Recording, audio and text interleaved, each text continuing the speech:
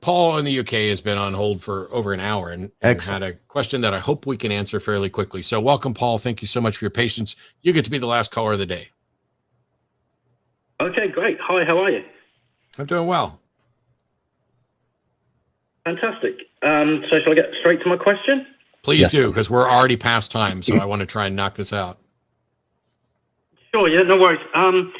I called to get your opinions on what they call belief in belief. I want to know whether you think we should care about it and why or why not.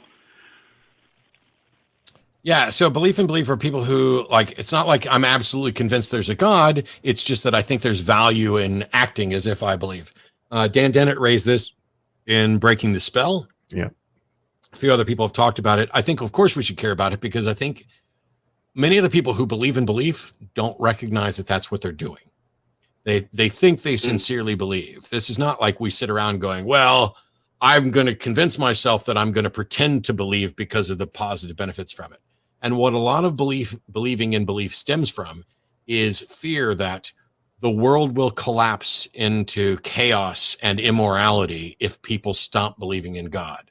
And humanists are evidence that this is just not the case. So I think we should care about it in the sense that it is another aspect of human thought, which is probably erroneous and yet completely typical. We are, tying it into the last call, us being ostracized for not being a part of a group is death. Mm-hmm. Because, you know, this goes back to our evolutionary heritage. If you were cast out of the village, that was probably death. And so if you're cast out of your group, your lizard brain says, hey, this is pretty much the equivalent of death. And I think religions prey on that, because if you can't convince, even go to Pascal's wager, where Pascal says, you know, he agrees with me, or I guess since he was here first, I'll agree with Pascal, that you cannot choose what you believe.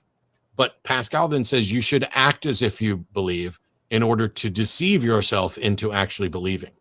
And that sort of prescience about how humanity actually goes about this is an important lesson to learn. I hope that addresses your question, Paul, but we are way out of time. And I really appreciate you waiting all that time to ask that. Okay, no problem. Thanks for taking my call. Cheers.